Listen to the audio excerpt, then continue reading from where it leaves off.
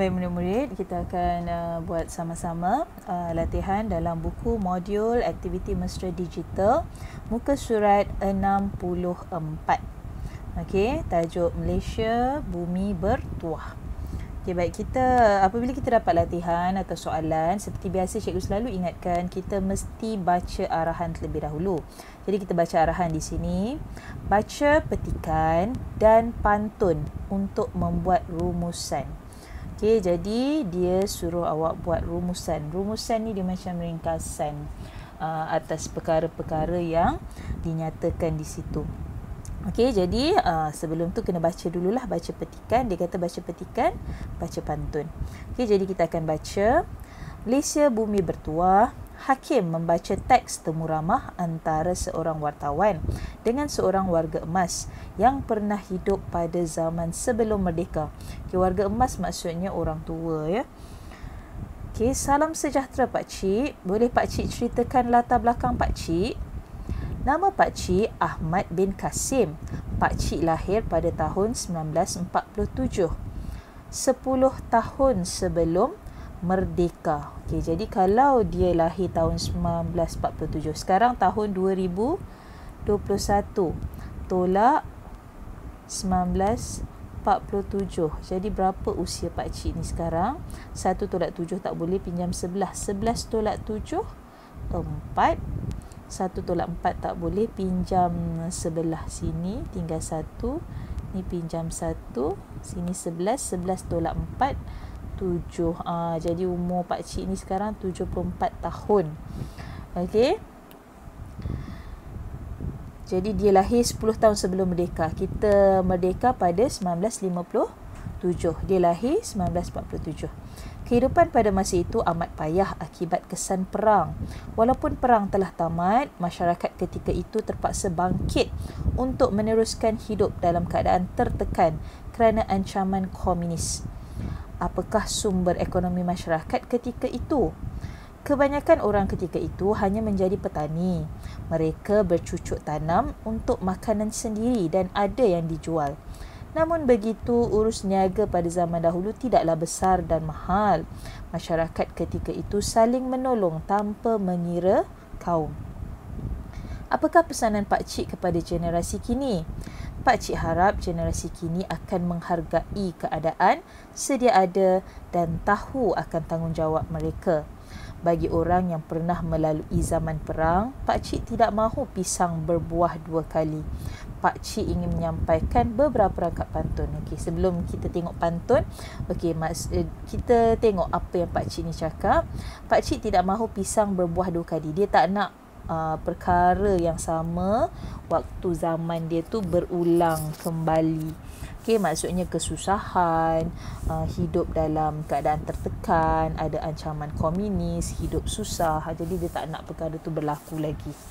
Okey, baik, jadi sekarang kita cuba tengok pantun. Okey, ni pantun, ada 4 pantun. Okey, cikgu dah pecahkan kepada 4 dekat sini. Baik, jadi cikgu selalu ingatkan awak, cikgu dah pernah ajar awak untuk tengok pantun bagaimana. Okey, pantun dia ada 2 yang atas ni pembayang. Kalau awak ingat lagi lah, cikgu pernah beritahu kan, pembayang. 2 yang bawah ni maksud. Okey, cikgu selalu beritahu pembayang ni tak payah faham, boleh potong terus. Jadi 2 yang atas ni awak potong terus, tak payah faham. Okey, kita cuba kenal pasti maksud yang 2 bawah sahaja. Okey, macam mana kita nak tahu ni pantun? Tengok yang hujung ni lah, suku kata hujung. Ja, lam, sa, ra. Okey, dang, sat. Si, kan. Okey, jadi dia selang-seli. Okey, jadi kita tengok maksud untuk yang rangkap pertama. Malaysia maju aman sentosa, bahagia masyarakat hidup sejahtera. Okey, maksudnya dia cerita dekat sini, Malaysia ni negara yang maju, negara yang aman. Okey, jadi masyarakat dia boleh hidup dalam keadaan yang sejahtera, yang aman damai. Jadi macam mana dalam ayat biasa kita nak tulis. Okey, jadi cikgu tulis sebelah sini. Cikgu buat garisan sikit lah supaya nampak perbezaannya. Okey, cikgu buat garisan sikit, nak bezakan untuk setiap pantun tu. Okey, kalau tak nanti keliru maksud dia untuk yang mana kan. Okey, baik. Jadi yang ni cikgu padam lah pembayang maksudnya, awak dah tahu tadi. Okey, atas tadi pembayang, cikgu tulis sebelah sini ya. Okey, yang bawah maksud, dua yang bawah maksud. Okey, jadi cikgu dah beritahu tadi kan. Okey, dekat sini, maksudnya dekat sini dia kata Malaysia ni negara yang maju, negara yang aman. Masyarakat dia, rakyat lah, rakyat atau masyarakat dia hidup bahagia dan aman damai, sejahtera. Jadi macam mana dalam ayat yang mudah difahami kita nak tulis. Okey, jadi kita boleh tulis begini. Malaysia, okay. Malaysia ialah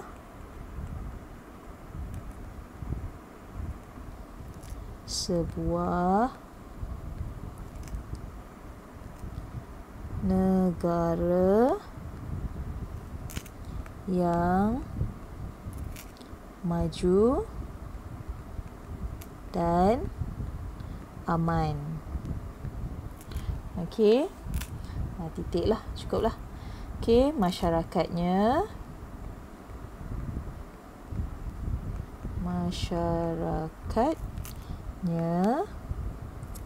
dapat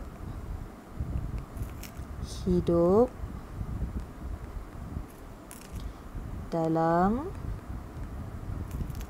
keadaan sejahtera dan bahagia. Okey? Jadi itu. Maknanya kita guna apa yang ada di sini tapi kita olah balik dalam ayat yang lebih mudah difahami. Okey, kita tengok yang kedua. Okay, dahulu dan sekarang sama sahaja. Penjajah ditentang luar dan dalam. Maknanya dalam keadaan pada waktu dahulu dan pada zaman sekarang, okey, kita masih lagi menentang penjajah. Okey. Jadi macam mana kita nak tulis dalam ayat yang mudah difahami? Pada zaman dahulu lah kan. Pada zaman dahulu. Pada zaman dahulu hingga kini kita tetap menentang penjajah. Sebab kita tak nak, kita dah merdeka kan, jadi kita tak nak hidup di bawah penguasaan penjajah. Okey, kita tengok yang ketiga. Peluang kerjaya pelbagai bidang, lumayan berniaga, ekonomi pesat. Okey, maksudnya dekat sini peluang pekerjaan banyak. Peluang kerjaya tu peluang pekerjaan lah. Okey, dalam pelbagai bidang ni banyak. Okey, jadi apabila berniaga, okey, awak dapat pendapatan lumayan, ekonomi pun pesat. Jadi bagaimana kita nak buat dalam ayat yang mudah difahami? Kita boleh beritahulah peluang pekerjaan,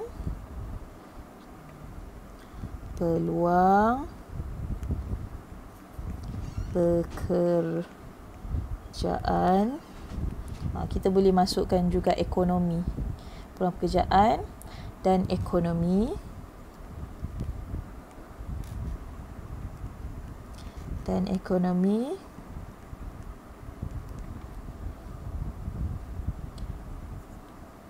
banyak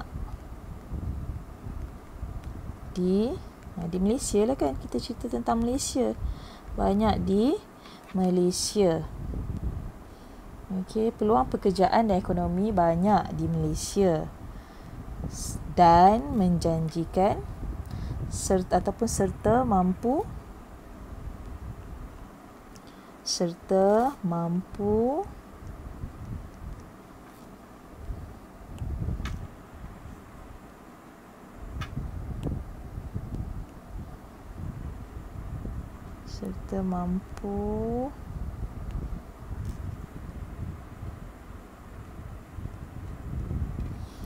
lumayan ni kan, pendapatan lah, serta mampu memberi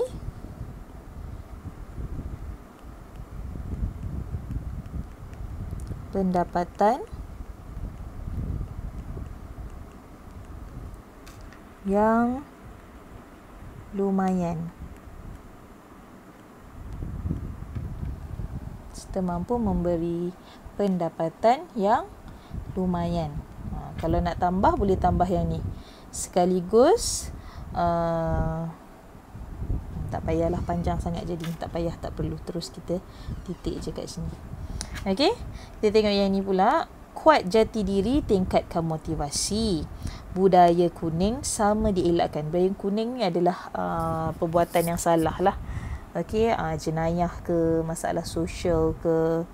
Okey, jadi dia kata kuat jati diri, maksudnya dia suruh kita kuatkan jati diri kita supaya kita lebih bermotivasi, sekaligus boleh elakkan masalah sosial dan perbuatan jenayah. Okey, jadi macam nak tulis dalam bentuk ayat yang mudah difahami. Okey, kita perlu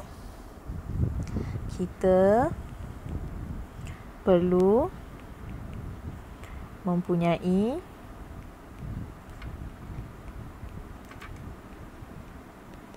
jati diri yang kukuh. Kuat dengan kukuh sama dah kan? Kukuh untuk meningkatkan motivasi. Okey, untuk meningkatkan motivasi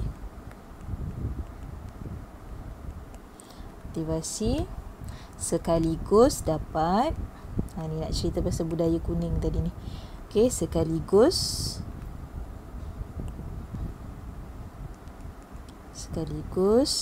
dapat mengelakkan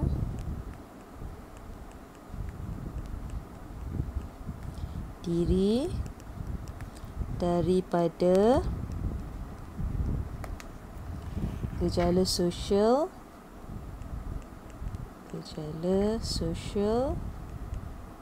dan jenayah. Okey, gejala sosial tu maknanya perbuatan-perbuatan yang tak elok lah. Okey, baik, jadi cikgu kita dah dapat dah dia punya maksud pantun ni, dan kita dah baca juga petikan. Jadi kita bolehlah buat rumusannya. Okey, jadi dia dah bagi sikit dah dekat sini. Sebagai rakyat Malaysia, kita perlu bersyukur dan bertanggungjawab dengan bersama-sama menjaga negara. Jadi kita dah bincang maksud pantun tadi. Jadi kita boleh ambil apa yang ada dalam pantun ni untuk masukkan sebagai rumusan. Okey, jadi pertama perlu bersyukur. Okey, lepas tu kita perlu buat apa lagi? Apa yang dipesan? Cuba tengok pantun ni. Kita boleh ambil yang bawah ni. Okey. Kita perlu mempunyai jati diri yang kukuh. Kan? Boleh juga. Okey. Kita ambil yang tu lah. Okey, kita perlu mempunyai jati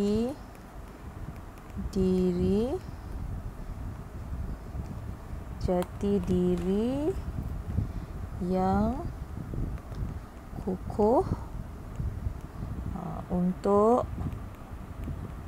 mengelakkan diri daripada gejala sosial, jenayah dan